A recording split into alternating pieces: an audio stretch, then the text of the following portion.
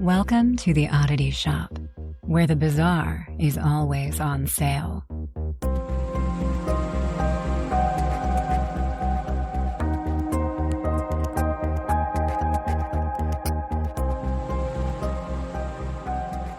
Hello, everybody. Welcome back to the Oddity Shop. I am here with Kara Parakovic. What are you drinking? That Prosecco stuff. Ooh. From, you can only get it at Aldi in the summer. Fancy. Damn, I didn't want to tell everybody because now they're going to sell it out more than it already is. All right. Well, if you're still listening and not running to Aldi, I'm Zach. We're here with the Oddity Shop podcast, where we tell creepy, odd, weird, paranormal, and more stories from around the world.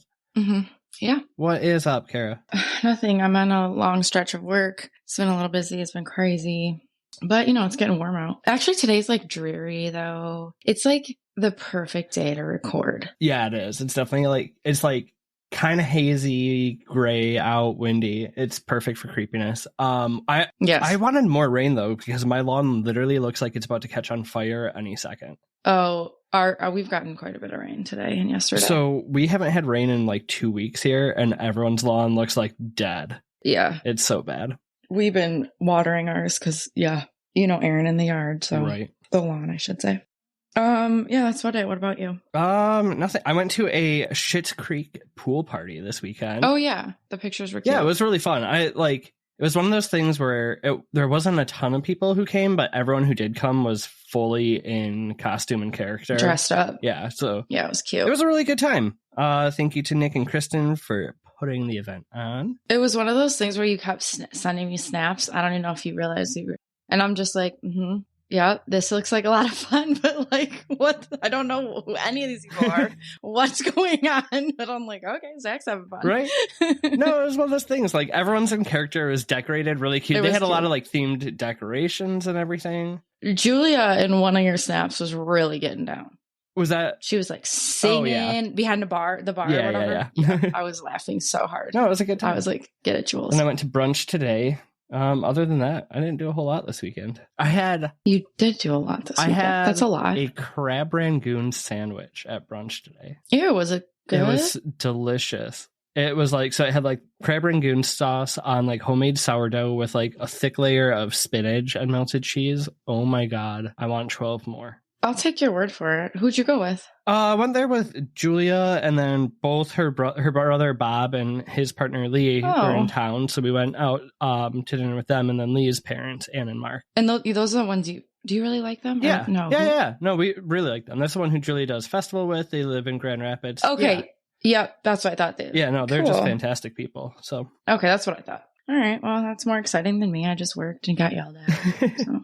But you got a good week coming up. Yeah, but you know what? The weather is supposed to be all rain and 65, 66. I'm are you kidding me? Oh, his wedding's not outside, is it? No. Okay, good. But still, I don't want it to be crappy. Right, but it'd be way crappier if they were planning a whole outdoor event and then it rained the whole week. Listen, I don't even care about the wedding. I'm talking about this is my week off. I don't want to be hanging out in the rain.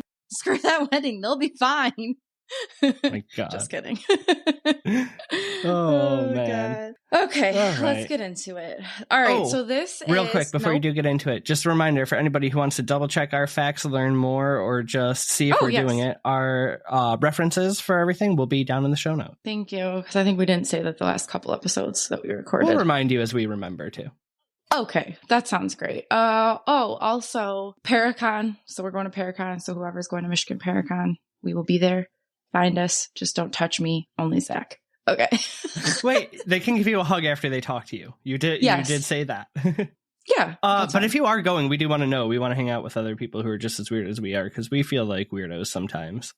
We need to be around our peeps. And then you can meet Zach's parents, who are freaking awesome. Yeah, they are. All right, now we can get into it. Okay, so this is a pick your own adventure, if you will. Ooh. So I'm going to ask you what adventure you want.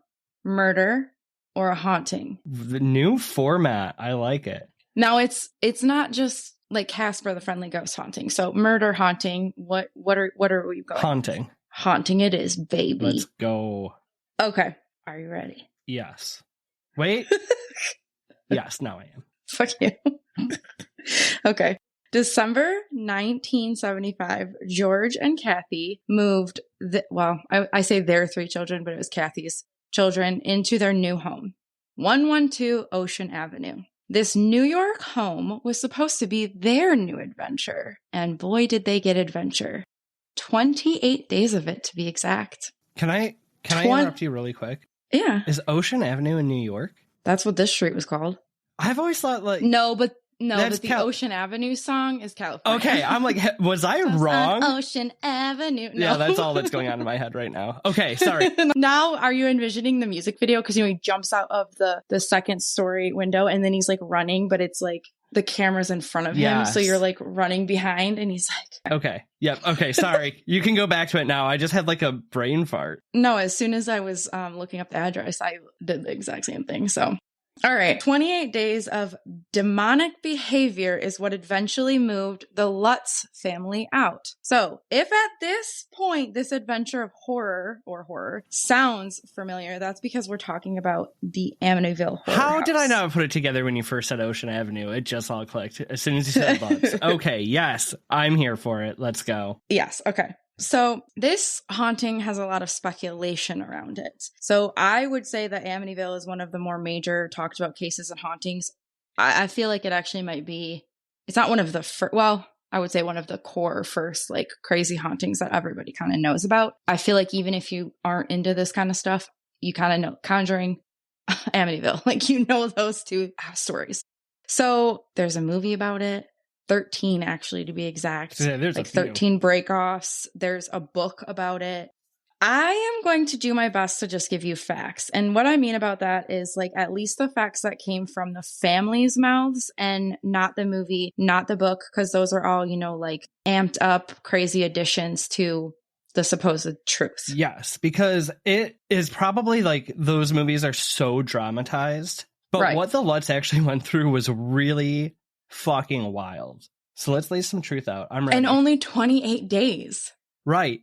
Yeah, they did not last long. So I watched an interview and it was 1979. So a Good Morning America interview with a couple, and they were questioned, they questioned the integrity of the story. So remind you, they moved in 75. So this is in 79. And the interviewer was clearly at the least bit skeptical right off the bat. Yeah, you could just tell, it was very uncomfortable feeling. Sorry, let me know if I'm jumping ahead, but I think just there was good reason to be skeptical because of how wild their experience actually was. Outlandish, a lot of it was, yeah. All right, so George starts kind of the interview by explaining at first, the house was really lovely, the moving in process was equally as great, they were so excited, they were in heaven. This, like I said, this was their dream adventure. So he then states that within the first week, Kathy was touched on the hand with no explanation that the couple could come up with. So her hand was touched. Being touched on the hand, though, is that's so easy to just pass off. Well, okay, and then the interviewer, I couldn't find his name.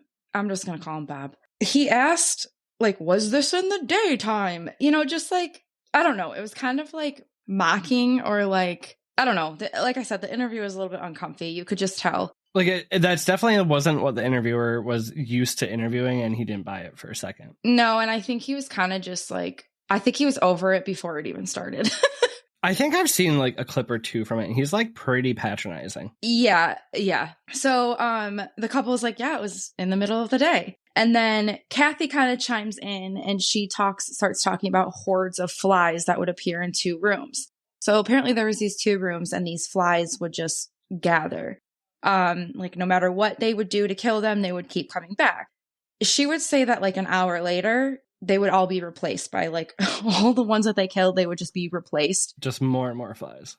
Yeah. The interviewer, like I said, we're calling him Bob now, made the comment that there are flies in houses. He kind of was just there are flies in houses. And she basically was kind of yeah, a few would be okay. Yes, there are flies in houses, but hundreds and hundreds and in the winter. Oh, that doesn't make sense. Flies are dormant in the winter. Right. Yeah. You're not going to have hundreds flying. You should never, even this summer, you're not going to have hundreds flying around your house unless you got Right. So then it's she's kind of still kind of talking, and he kind of like interrupts and was like, well, what about the slime that was oozing from the walls? So there was an account that there was slime in the movie that was like really oozing from the walls.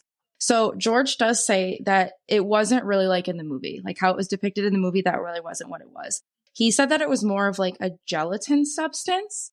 And at first they just thought that they had gotten, like the kids had gotten into something, kind of like scattered it around the house. So it wasn't like oozing out of walls and crevices and things like that. It was just kind of like more spread around where they thought the kids did it. Okay. So he did say though, like, however, the next time it happened, the kids were at school. So then the interviewer kind of asks, well, you know, did you have somebody come check it out? It's like, what the fuck?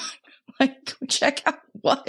Like, it's just like, who I don't do know. you It's call? crazy. I mean, other than Ghostbusters, obviously. Right, but. Exactly. So they had many contractors, inspectors come out to the house. They checked the walls. They checked the heat and the phone lines. And this is because the phone seemed to not work and have a ton of interference whenever the family would try communicating with priests. So in this interview, they kind of like say, like, every time we tried to call the priest, it would be an interruption and we like couldn't get through.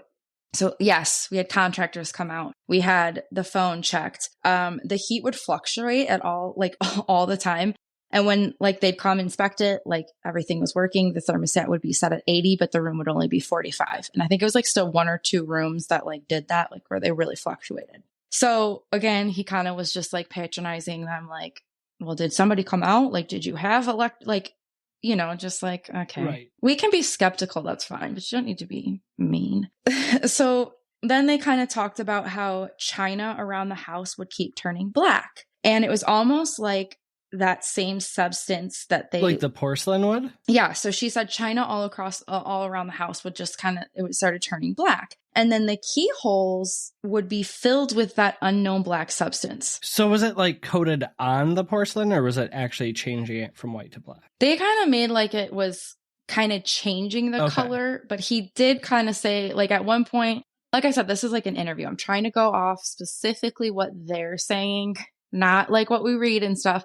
So it's kind of hard, but yeah, I think they were kind of turning color, but maybe also had that same kind of substance on them. Okay. Is kind of how I took it. Gotcha. But the keyholes in the doors were like oozing out, like filled with that black substance. Gross. Which is just so weird to me.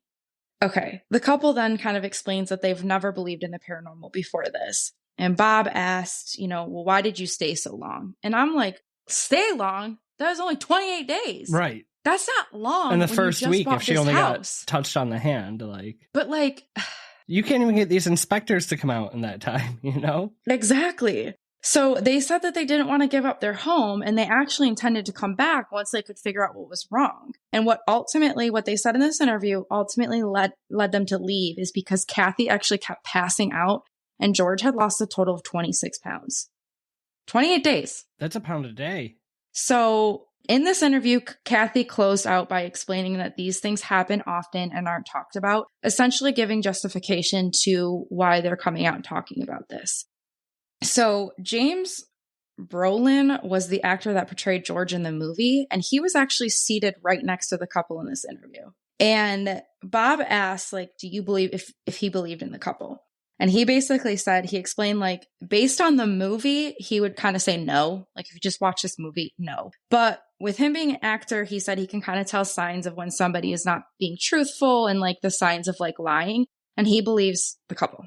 He said, I believe the couple. But I will say, if you're sitting next to him, you're sitting next to the couple on live TV, are you going to be no, I don't believe them? I mean, it depends, right? If you're getting vibes that the reporter doesn't believe them, you could definitely say. I know, but I think though, you're kind of promoting this movie, right? You're going to be true. yeah, I believe it, because he's the lead actor. So he's the dad. What year did the movie come out? 70. I mean, obviously, I think it was 79 or maybe 78. This interview was in 79, so I don't know if the movie had just come out. That might have been why they were doing this interview. So I was going to write that down. I didn't. I knew the original movie was older. I guess I never realized it came out that close to the actual event. So, like I said, watching this was kind of cringy because the couple was very calm, almost monotone. They tried really hard to not get riled. But Bob was like kind of clearly like poking at them and like you said, patronizing them. And it was just kind of like he knew he was in disbelief. Like this is not, he don't believe this. You could tell. Okay.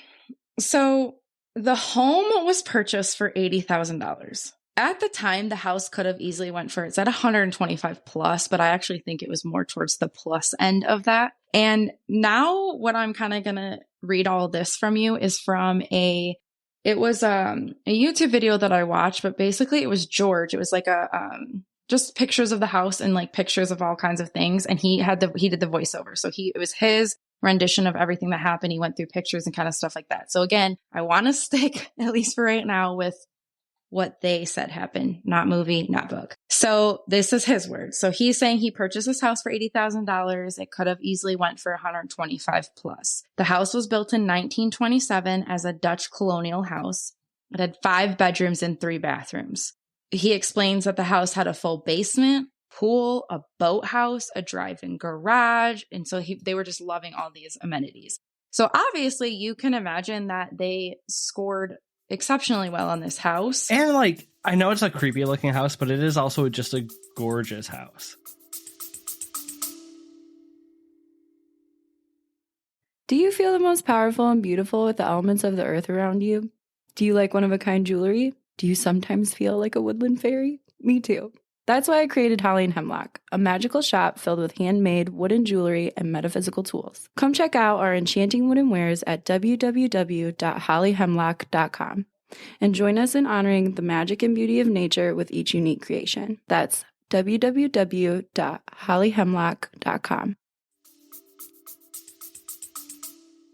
Right. I think it's only creepy because of like the vibes that you know about it. It's those windows on the front. It is. So, I mean, you can imagine why they wouldn't want to give this up too, because it's such a steal. Yeah. Okay. So like I just was kind of saying, again, I'm trying to go with direct quotes from the family, not the movie. So George would say that from the first night on, he would wake up at 3 a.m., between 3 a.m. and 3:30. A lot of references like have this exact thing where it's 3:15, but from what he said, 3 to 3:30. I think in the movie it's portrayed as 3:15, and I listened to a ton of other podcasts, and everyone's like exactly at 3:15. I'm not going with that. I'm going with what he said. Perfect. Between 3 and 3:30. The first time was because he heard what he thought was like tapping on the outside of his room, not the outside window, but like the wall, almost like from the hallway is kind of what he sounded like. So groggy, confused. He goes to get up to look outside because he looked outside the window of his room and he realizes that the family dog who stayed outside, sad, but was barking like crazy. So he's like, what the hell's going on? Like I hear tapping on the wall coming from outside of my bedroom door. The dog's outside going crazy. It's 3 whatever in the morning. Like what's happening? So at this moment, he thought that he seen something moving into the boathouse. Like a silhouette of like a body is what he thought. Creepy. But he automatically thinks intruder. Yeah. So he's not thinking anything crazy because he remember. Still, even if it's an intruder, that's creepy as hell that somebody's going into your boathouse. So he runs downstairs and heads outside. So he's expecting to confront this intruder that he sees in the boathouse. So when he like gets there, he's expecting to like see this intruder. He realizes that the boathouse door is open, which he said he was positively positive. I was going to say that. He was absolutely positive that he closed this damn door. So oh my God. I'm getting like amped because it's like crazy. Upon inspecting, he sees nothing. And then he's even more kind of freaked out. Like, what the hell? Because the dog was just going wild. So like something was out there. You thought you saw something and now there's nothing. So the routine of waking up at this time happened over and over and over. Okay, so like normal paranormal stuff would also happen through like these days. Doors would slam or the sounds of doors would slam is what they said. So it would sound like the front door was slamming. It wouldn't, or, like opening, they wouldn't be open. So almost like mimicking of the sounds of things. Clock radios would come on in the middle of the night randomly, which that's so freaky. That is so creepy. I don't know why like electronics and things that turn on by themselves are just so unsettling. Because I feel like it's one of those things that can just jar you right out of a dead sleep. Yeah. Even if you're not sleeping and something just turns on. No. Rooms and spots in the house would be unnaturally cold. Noises of like walking upstairs. So if they were like downstairs, they'd hear like back and forth walking, like somebody was up there. Friends of the family suggested walking through and blessing the house on their own, just like walk through, bless the house. So this was said to kind of make everything worse. And then the one thing that I actually don't know if I've actually seen this movie in its full, so I don't even really know, which is kind of good for this because I'm trying to stay away from the movie, but I'm sure this was depicted somewhere in the movie. So Kathy had given George a ceramic lion. And it's friggin' ugly. Okay. This thing is big. You know, I've never seen the real picture, but I've heard of it. Well, I should say from the picture that I saw, because it was like a real like black and white photo of in this slide, which we'll list in the notes or whatever. But it looks big. So it's like this gaudy, big ceramic lion. It's so 70s. Yes. At this point, I don't know why, but the couple had actually like gotten rid of it. So they threw it out like they didn't want it for whatever reason. Which I'm just like, I don't know. Why'd you bring it? You just moved in. But whatever. That's me. So they throw it out. Hold on. When you moved into your house, how many times did you buy things from Target and then go and return it? It just didn't fit. I guess. But okay, whatever. So they threw out the damn lion. I mean, that lion was ugly. So and then it appeared back in the house soon after. And then the family members kind of denied touching it, but the lion would move all over the house. So at first it was kind of like thought like maybe we're pranking each other. Like, is it a funny thing? And then Kathy found, so Kathy would find it in one room, be like, what the hell? And then it was like in another room. This, I will add this part in because I didn't actually get it factually from their mouths, but in one of like the articles, Kathy did say that she saw it actually moving. Like that's when she realized that somebody wasn't like the kids weren't messing with it or George wasn't. Like she actually saw it like moving a couple inches. That's kind of like one of the first things that really changed her mind. Like the stuff going on in this house is real. Real, yeah. So again, that I read that in an article. And then Kathy had found a room behind a bookcase when she was cleaning, and I didn't know this. I kind of knew all the other stuff, but I didn't know that. So like they're already moved into the house and she's just freaking cleaning and finds a room behind a bookcase. Yeah, that's like one of the big, like, I'm surprised you didn't know that one. Well, that's all he said about it. So I don't think it was as earth shattering as like maybe the movie depicted, but he just was like, she found a bookcase while cleaning. Well, it was weird. Room behind the bookcase, right? Yeah. What did I say? Found the bookcase while cleaning. Oh no, she found the room behind it. But he did say that this room terrified the dog and it would have a smell that came from it. And he would swear it was like a sewer smell. But then that was it. He just like nonchalantly just, and I'm like, that's so weird. So I don't know. One major experience in the house was while either, because I heard from both places, so I'm not sure, but either they were blessing the house, which is what George said over this voiceover. But I also read in a lot of other things that they were trying to air out a rotting smell. So I'm going to go with that they were blessing the house at this time because that's what George said. That's always kind of what I heard, yeah. Okay, good. So apparently they're blessing this house and they are opening all the windows. So again, I don't know, whatever. So they're opening the windows. Daniel, one of the sons, opened a window, one of the upstairs windows, and all of a sudden it came slamming down on his fingers. And George said that they were flattened. Like George and Kathy could not open this window. Like it was stuck with all his fingers in it. And when they got them out, they were like completely flattened. Like it was evident that he had to go to the hospital. Like there was no doubt about it. But and like that wouldn't really just happen with the weight of a window on its own. No, not slam down. Like, yeah, it might shut. Like it might fall shut, but you'd be able to like lift it back up. Hey, real quick, going back a second. When there's disagreement, and once again, if I'm jumping ahead, let me know. Is there fine. Disagreement between the rotting smell and it being cleansed because of who else was there? Are we going to talk about them? We're going to get yeah. Okay. So this is why I'm trying to give you exactly what came from that interview and okay. Right from George's mouth. Yeah. But I did want to add that in there because it was a lot of other places that it was like this rotting smell that they were airing out. So okay. that I didn't get like factual, if you will. So anyway, George says that there was no doubt he had to go to the hospital, but by the time they got there, his fingers had like reformed and they were fine. Which I do feel like, you've slammed your finger in a door or something and it did look like kind of flat and it kind of like comes back to life. So you can envision that. And then probably the most scary thing to me is that Missy, which is one of the youngest daughter, soon after moving in, befriended an imaginary friend named Jody. And we know how we feel about little kids. My They're hair is creepy. sticking up now. They're creepy, and so are imaginary friends. Because it's never imaginary. Parents, it's never imaginary. Jody was a pig. Okay? Now, pigs are my favorite animal. They have been since I was a small child. But no, not this imaginary pig named Jody. Jody would be a little pig or a big pig or sometimes just a boy. That's how Jody identified. Big pig, little pig, or a boy. So terrifying when you start to break that down and look at the way pigs are depicted in lore. And That's what I'm saying. Ew. Yeah. Okay. Now, in this slide, the family has a picture of a complete little boy peeking around the banister. Have you seen this picture? Yeah. So there's no doubt it's not a boy. I'll tell you where I saw the picture later. I want you to get to that part first. That you tell. Oh, okay. Well, so it's a little terrifying. Boy. It's one of the creepiest. Yeah, he just looks like a little boy peeking around the banister. And when they got it developed or whatever, they got it developed. They were like, we have no idea who this boy is, like whatever.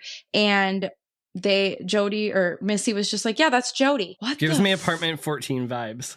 Yes. Now, he did say that, I can't remember if he said it was his sister or Kathy's sister, but one of their sisters had actually seen a boy in the house. Like, she's like, I seen that boy. Creepy. So when the movie came out, the couple was asked to take a polygraph test and both of them passed. And whatever.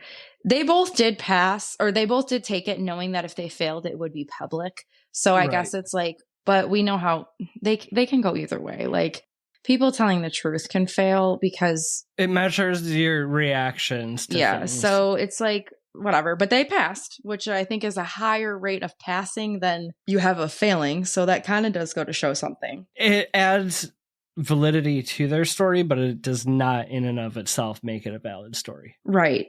But they, I don't know. And I guess if they would have been like, no, we're not taking it, that would have been public too. So it's like, what do you do? Right. Okay. Now, I'm not going to go into too much more detail. There are lots of other podcasts, all the other stuff that talks about it. But I do want to talk a little bit more about the speculation.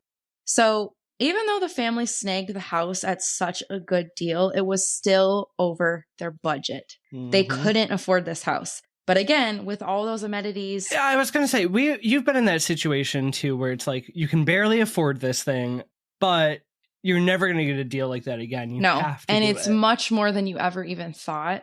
Right. So I guess their thought was it was too good to pass. Let's just make it work. And I don't know. People speculate that shortly after moving in that they realized that they couldn't make it work. So selling that idea that the house was haunted could perhaps make you a quick buck.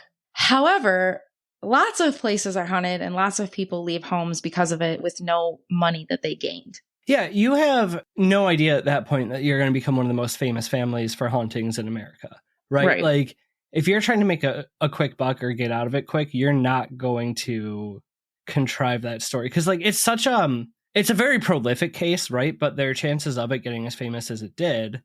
Well, and at that time, that's not, I don't know. And I don't know. And, you know, it was said that they looked at like between 40, 50 houses. Like, they were looking and looking and looking. So it's not like they didn't see other houses that I'm sure they could have like settled with and made great. But like, yeah, this was a great deal. So I don't know. All right. So with all of that, the facts straight from at least mostly George, but George and Kathy's mouths, what are your feels? It's hard to give you my like subjective to this story feels because I know a lot about the Lutz family. I know, but and that's why I tried really hard to just keep it straight with what came out of their mouths. I mean, if we give the time that it happened, right? And we're not talking about some of the other proof that they have at this time right now, or the proof that I'm trying to think of might have come a little bit later. It's very easy to write them off as attention seekers. Because it's like the things that were happening in their house are so by the book demonic possession and demonic entity that it's like they could have pulled this from 6 other places and just made the story up. Right. Okay. But with the lie detector test and everything else. I know. Okay. How do you feel about the Warrens? There we go. That's what I've been waiting for. Okay. See, and that's the thing that now Okay, so hold on. No, we have to get into this because I was just going to give a brief. Yes, okay, so give the background because I have very strong opinions. I know. So for those of you that don't know who the Warrens are, Ed and Lorraine Warren they're basically they're so well known, but they're American paranormal investigators and authors associated with prominent cases of alleged hauntings. So Ed is a self-taught and self-professed demonologist, and Lorraine is a clairvoyant, I can't say that, clairvoyant, and a light trance medium. And there is a lot of speculation around them as it is. So now go into what you're going to say. So let's just be honest. We probably would not have this podcast. We wouldn't have the pop culture around hauntings. We wouldn't have so much of all the paranormal entertainment that we have now without the Warrens. They 100%. Are definitely like the parents of modern day ghost hunting. I will give them all the credit for that. And they were working in a time where they had way less tools and way less knowledge than we do now. And in a time where it's like now anybody can come up and be like, you know what I mean? In that time, you're like, what the hell? So I really do think that Ed and Lorraine, a lot of people think they're frauds, and I don't think they're frauds. I don't think they're frauds. Means. I think they were very misinformed, and they went in with an agenda. Okay. So I think they were dealing with a lot of residual, a lot of intentional hauntings. Correct. Like we talked about in part 3 of the Winchester House. But they also were they went in with a prerogative that they were looking for a demon, and they always found a demon. Conjuring House was before this. Yeah. So they did tons before this. That's why the Lutz called them. I know, but I'm just saying, I think the Conjuring House was one of those where it's like, you know what I mean? Like that, it's so big and so known, and they became pretty well known from that. So you already have that. By the way, just to rub it in for everybody, in about 2.5 months, me and Kara are going to get to see Andrea Perrone, one of the daughters from the Conjuring House, speak. And let me tell you, Kara, you are in for a trip. I'm going to die. I'm going to die. She is amazing. I'm going to die. Anyway, so rub it in. I'm going to die. But yes, anyway, so like you said, I don't necessarily think that they were in this for like a hoax or a fake or like money. I don't think that at first.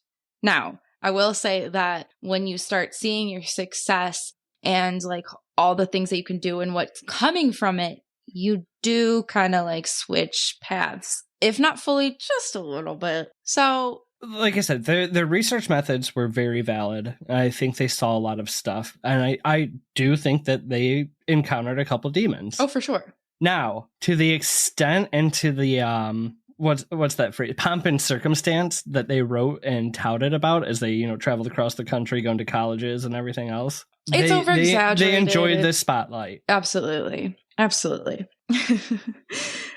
They were pretty much like the head investigators in this case. There were other ones, but they're like the head ones. So like I just said, they're the head investigators in this case. Making this a good thing or a bad thing, I don't really know. Like we just kind of touched on, I don't know which way you want to look at it. After the book and the movie, the case was so much more like dramatized, making it truly terrifying and almost more hard to believe. So if you already didn't believe it, I think that other people were just like, this is definitely a hoax. Right. So we're going back to setting up this hoax for the money. And that's really what people think it is. So the couple fled the house, leaving all of their shit behind, even the boat. That's a lot of money to just abandon if you couldn't afford it. Closets full of clothes. They left everything. Yeah. The boat. They left, like, how crazy is it that you would just abandon all of that for a story that you were trying to get money from? Yeah, you wouldn't. You wouldn't. And like the book didn't come out for like a year. So a year of them paying on this house and then another place to live, that doesn't help your money problems. No. So to me, I don't think I don't think that makes sense. Also, this story is wild. It's just too wild to just make up. Like, they didn't have the internet then. I mean, I guess you could look things up and like, I don't know. I just don't feel like that's something that you make up. No, I know. Why am I saying George, right? Yeah. Once again, stop me if I'm getting ahead. I know there's some things in his stories and everything else that make... Okay. So recently, Danny, or Daniel, if you want to, whatever, one of the sons came out about his experiences. And he does say that they're true. So he doesn't deny it. And he's like, when this article that I was reading, I think he was like 45 years old. It wasn't that long ago. So he came out, he's basically like, yes. But he came out to open up about the abuse that he endured from his stepfather. So apparently George was abusive, and he kind of wanted that to be known. And supposedly George was a liar because he actually practiced a bit, or was at least a bit interested in demons. So he practiced some dark stuff. And Daniel fully believes that it was his father that brought this to the family. Like, so he thinks that it was George that did this. He found a book. Yep. And it was before they even moved into this house. So his dad or stepdad, George, had been like kind of meddling in whatever you want to call it, black magic, demonology, whatever, before he even met Kathy. Like, she had no idea about this. So he fully believes that it's because his stepdad brought this to the home. Is that kind of what you're going to say? It's more on what you said before. Like, he obviously had an affinity for the occult. But George was not the most truthful person, which made their story harder to believe. Yeah. Yeah. So I don't know. I think it's just like, he definitely wanted people to know that, because he came out so much later in life to just be like, yeah, my dad was actually, or my stepdad was allegedly abusive. He was a horrible person, and he was satanic, doing satanic shit. That's why this house is fucked up. Okay. So with all that, the haunting stuff, there's definitely a lot more, right? So if we're going off of some articles say that, Jody the pig actually appeared in the window, like a pig appeared in the window, and apparently George and Kathy saw it, had bright glowing red eyes. Can you imagine a freaking pig face in the window? Things like that. At one point, apparently, like a figure came out of like the fire, like the flames, and came to Jody, and almost like, I think she couldn't breathe. Came to Jody? I mean, sorry, not Jody. Jody's the damn pig. Kathy. That was when the Warrens were there, wasn't it? No. Well, I don't know, because like I said, that's all stuff that's. I think he saw a figure in the flames. No, he saw the pig. They both saw Jody. He was sitting right in front of the fire. Both of them were sitting in the fire. The thing came out of the flames to Kathy, but George says he didn't see a thing. And that was actually another thing that people were like, well, if you're trying to like really sell this story, you'd be like, yeah, I saw that too. I'm sorry, not George saw it. No, George. It was just George and Kathy. Ed Warren. I'm pretty sure he saw the figure. See, that's why I didn't go with any of this stuff, because I read that it was just Kathy and George. Okay. But see, that's why it's so wishy-washy of like who saw what actually happened. So yeah. I wanted to stick with what just came out of George and Kathy's mouth that I verbally heard. And that was pretty much that stuff. But let's backtrack a little bit. Okay? Okay. So November 13th, 1974, Ronald DeFeo Jr. headed to work. A while passes and the staff questions where his father is. You see, they both work together, and it was unlike his father not to show. So Ronald, or Butch as he went by, called. Where you at? Didn't get an answer because he was like, I don't really know. So a few attempts to reach his father or his family, unanswered. Cool. So after work, Butch bopped around town, stopping to talk to a few friends along the way, noting that he hadn't heard from his family all day. At 6 p.m., Butch gets home, which I'm like, what time did you get out of work? If you can just like bop around town and shit and then be home at 6, that must be nice. Well, bopping around maybe meant like stopping at 2 or 3 stores on the way home. Yeah, I guess. Some articles do say that it was like a bar. He went and had like a drink or something, but I'm like, damn, I want to still be home by 6. Yeah, see, most of us don't live 40 minutes from where we work. So. Yeah, but even at that, most people get out at like 5 or 6. That's what time I get out, 6. Anyway, he then either ran to a near pub and screamed that his family had been shot, or he called a friend to tell of the murders. It's kind of goes both ways. So he either runs into this. I've always heard the bar. Okay, I have heard it both ways, but yeah, the bar, yeah. I think he like screams, he runs into this bar and he's like, they've been shot or murdered, whatever. So sadly, all members of his family were dead. Each member was shot while still sleeping in their beds from the night prior. Butch immediately blamed the mob, which, if you listen to My Favorite Murder, Karen right now is saying, leave the mob alone. Just leave them out of it. It's not the mob. It's never the mob. No, but it was just such a catch-all. I know, but like, how many times in cases are people like, I think it must have been a mob hit. It was a mob. And it's like, no, it wasn't. I always feel like that's like what the guilty party tries to put it off on. Exactly. Okay, so he was saying that his father had made some deals with one of the hitmen. Said hitman turned out to be out of town, FYI. There were also some other I love it. Could you imagine being that hitman? You're like, yeah, I'm a hitman. But like I was visiting my sister in another state or something. Right? Like his alibi isn't that he's not a hitman. Right. His alibi is just that he was out of town. It wasn't me, bro. Not this time. So there were also some other alarming facts in this case. So Butch leaves for work at around 6:30 in the morning, and his family is always up and said to be like up and ready by 6. So what? Like if you leave at 6:30 for work and your family's usually already up, like, what? Red flag. Right? And then why didn't he return home after like the failed attempts, like of not getting hold of anybody? Like why didn't he go home right away either? Like either you continue working. That would make you nervous. Right. Either you continue working through the day and you're just like, I have no idea. But then you'd go home right away, or I'm leaving work to be like, what's going on? But I'm definitely not going around shopping or drinking after work. I'm going right home to be like, why did no one answer? Just to double check. Right. So shortly after the investigation started, Butch ended up confessing to killing his parents and his 4 siblings. In this case and trial, painted a picture of a boy that heard demonic voices in his head and that he was insane. The voices made him do it.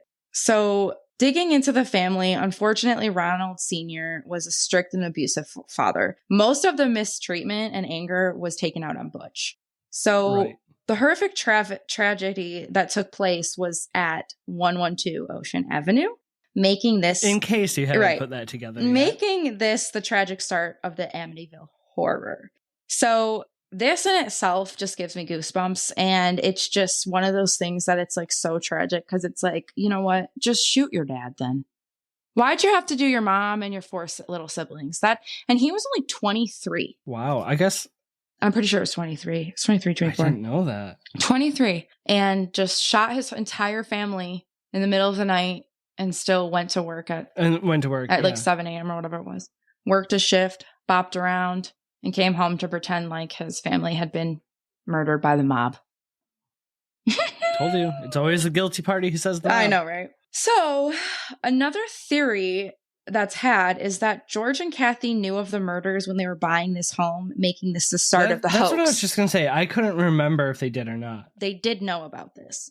So people think that because they knew about it, that is what put the idea in their head.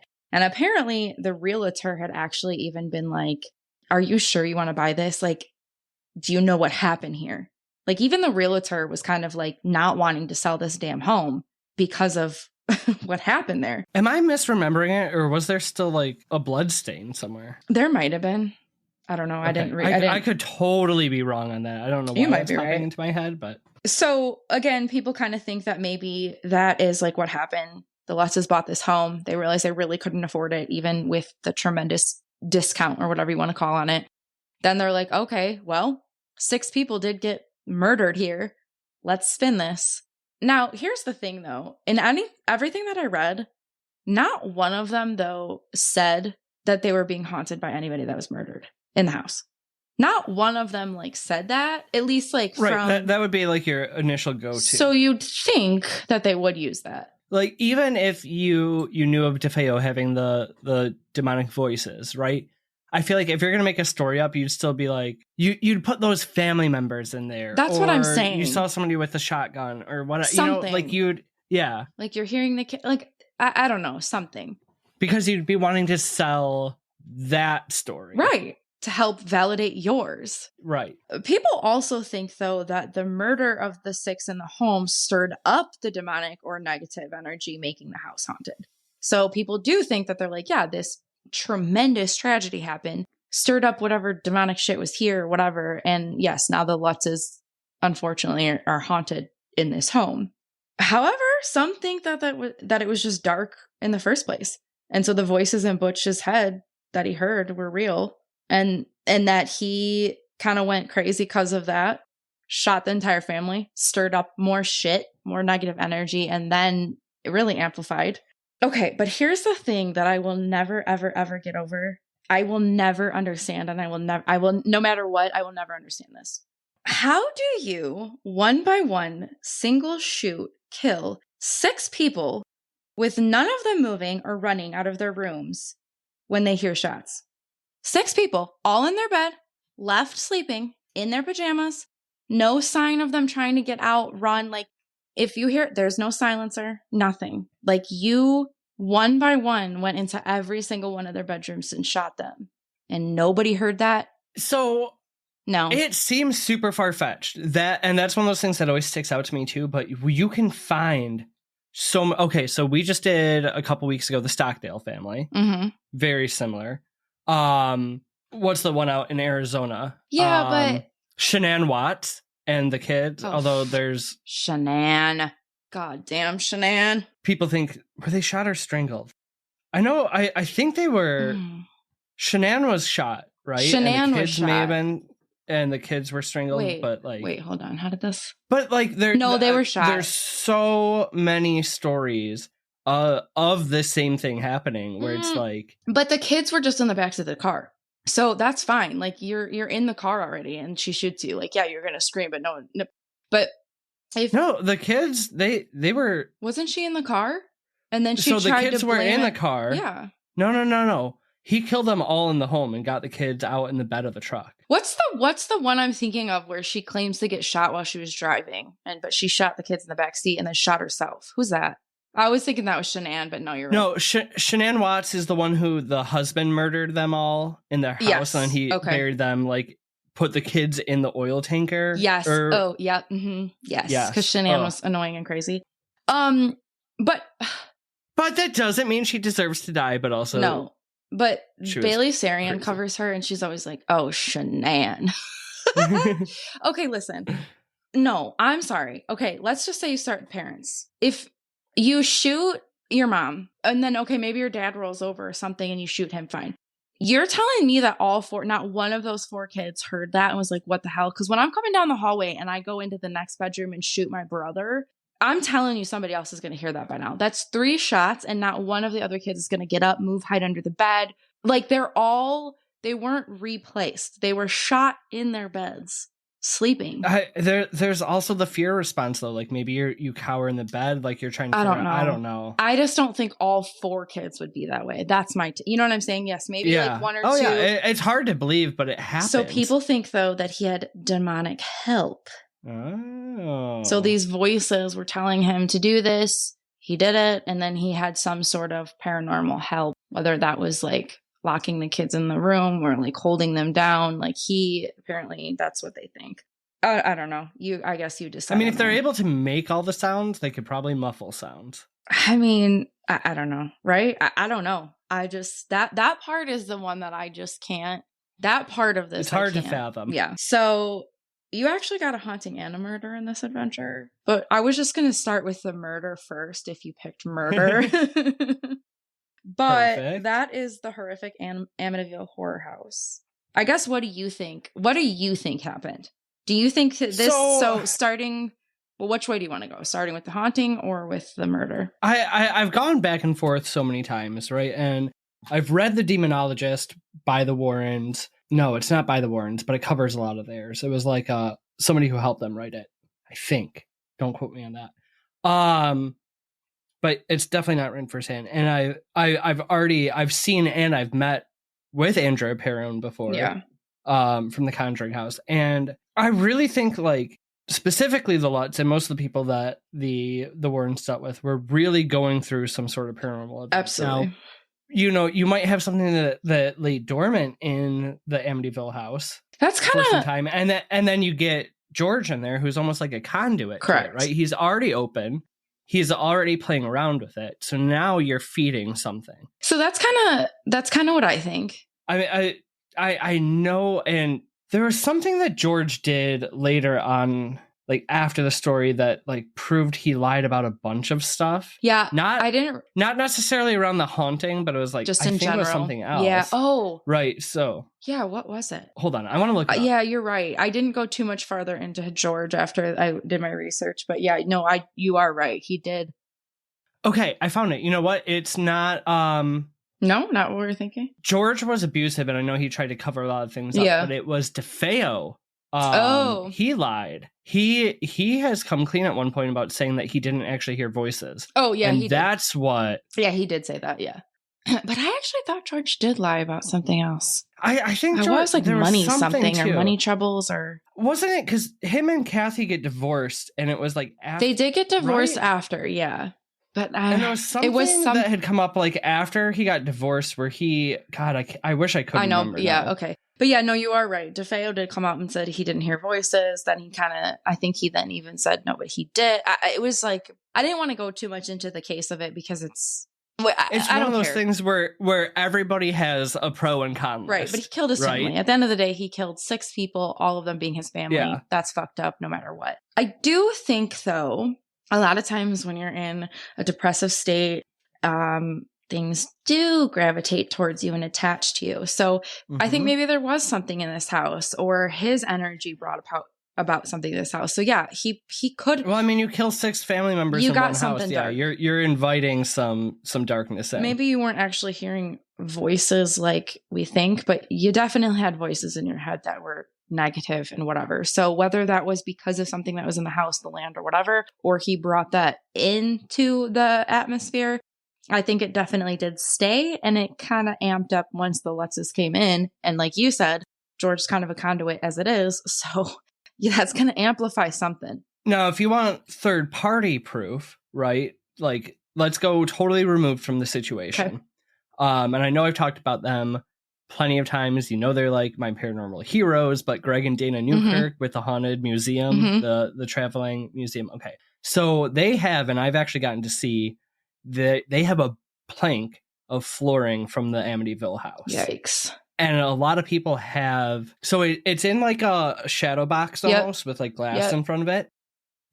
So people have seen weird reflections in the glass. They've had really weird experiences with the board, usually something sort of dark or just odd. If you want to actually, so Haunted Objects podcast, they now have a podcast. They started right about the same time as us. They do an episode. I think their first episode might be the Amityville. Oh, really? But they give a really good, really similar to what we do, right? Like talk about the possibility of it being real or a hoax and everything too. But like they talk then about some of the stories that people have experienced with this board from the house, cool. Which I think kind of gives some weight to the fact that something. And I know I'm one who touts the intentional hauntings a lot, right?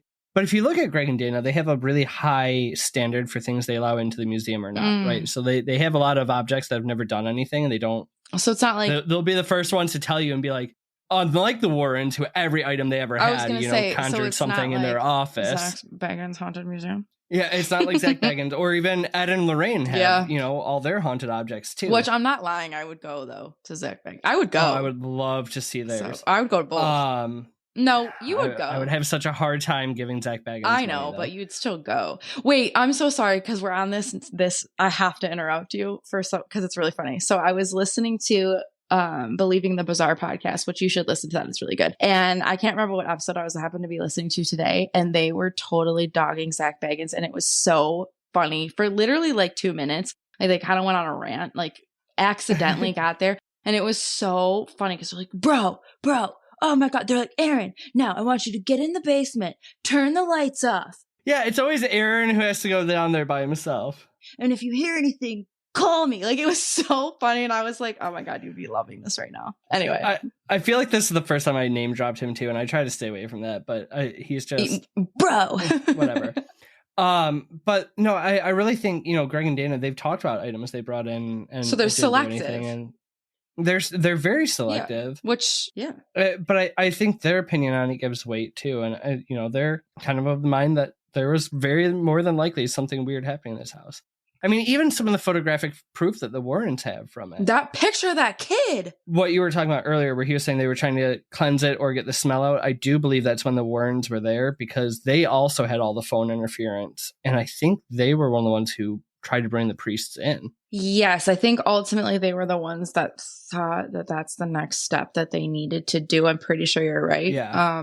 Again, I'll give you my copy of the book, The Demonologist. I want to read that. It's very interesting. Yeah. So like I said, I just wanted to kind of give what facts, if you can call it that, straight from George and Kathy's mouth that I could find, because there is a lot of other stuff added, whether it's from the Warrens interviews, making it extra, the book, all the movies, things like that. So I tried to stick with what I heard them actually say in these interviews and stuff, but it's still the stuff that they say in the interviews is wild. Even if that was it and it wasn't dramatized, that's crazy. It's very crazy. And even with the fact that George has been proven to not tell the truth, their story has stayed very consistent. It never changed, really. And, here's the thing. Daniel came out, his mom had died and then his stepdad finally died. And so Daniel came out about this. Here's my thing. And somebody, I can't remember what podcast I listened to. I will have it in the show notes. But one of them made a point where it's like, well, Daniel didn't like his stepfather. He actually hated him. He was abusive. He wasn't a good guy. If you really didn't like him, right, you would call him a liar. And you'd be like, he made this shit up. Like, he made my family and my mom. Like, if that was it. He never said that. He's like, no, it's true. He's a piece of shit and I hate him. But it happened and it was probably because of him.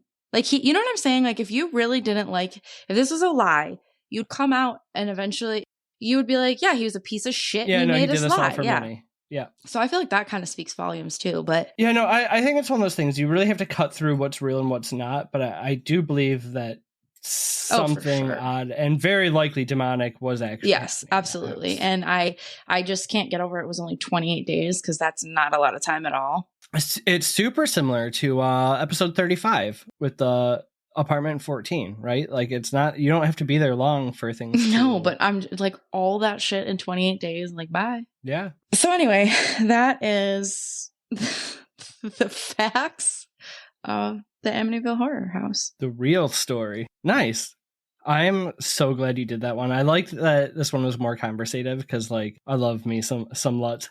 I also, like, I weirdly, as much as I don't always believe the Warrens, I have respect, such a fascination and a respect. There's absolutely. Because I think they are the reason that we're here. The paranormal came out of, like, being super counterculture and super weird, and they brought it or like frowned to the upon masses of talking about it or whatever. I mean, they still made it. Yeah, exactly. Not frowned upon to talk about it. They still, everything was dark and demonic and whatever. Yeah. And okay, so you and I I was going to say offline, but off the pod have talked, like, there's so many, like, ghost stuff that I watch, right? And you watch, and not everything's a fucking demon. Okay. It's not. And I think that's why people are like Zach Bagans. Like, it's not all fucking demon. Like, it's just not, right? Like, I think we've had this conversation even on the podcast a few times that a spirit is going to reach out in the way that a spirit can. And sometimes that comes off as negative, but that's just the manifestation of their energy. Right. Yes. But also it's like every time you could probably talk to people that have literally gone ghost hunting or whatever 50 times in all these crazy ass houses. And they would be like, yeah, it's not demonic or nothing followed me home and attached to me. Like, it's just, it doesn't all have to be demonic. And I think that's where people lose it with the Warrens, because it's like, not everything's a goddamn demon. They definitely, I mean, Ed was a pastor, right? Oh, no, I am. No. They were just super religious. They were very, very big Catholics. He was not actually a clergy person. What did he call himself? Oh, self-professed demonologist. Yes, I know he referred to himself as a demonologist. And I really do think that Lorraine had clairvoyant powers. Yes. I'm not taking that shit 100%. Away from them. I'm not taking that away. But like I said, when you get some fame and some success, your path steers a little bit differently and everything is going to be demonic and dramatized. dramatized. Thank you. And it's going to be a lot more because you are still, then you're trying to entertain an audience and get more people in. So right. I do think that they were trying. They weren't taking advantage of people by any means. They were really trying. I think they really thought that they were helping people and they were trying to. It just got a little dramatic. All right. So awesome. We had a story about the Lutz that also gave you the story of the Warrens and some history on paranormal investigation and murders. We got it all for you here. Mm-hmm. Nicely done. We're going to keep talking about this if we don't leave. That's why Zach's kicking us out, because we're going to keep on going. Don't worry. We're going to hang up and then we're going to continue talking about it. Yes. So. And they'll probably be mad because they might still want to hear us, but we can't keep going. It's going to be nonsense. Maybe one day we'll offer you guys like the you know what? That's what I kind of thought is, wouldn't it be fun to just like record one of our our normal conversations and just like plop it in here because they're so off the wall and wild. I would hate to subject people to that unless they really wanted it. If you want it, let us know. But anyway, yeah, thank you so much. I hope you liked this rendition, if you will, of the Amityville horror. I know it's probably a little bit different than you'd think. And because we're still waiting on one last story for the bonus episode, if you've lived in a haunted house or weird things have happened, tell us about it. And then keep, following us, liking us, give us reviews, please. We really appreciate it. Share to 1 friend, 2 friends, maybe 3. You could be like Deb and she tells everybody she talks to.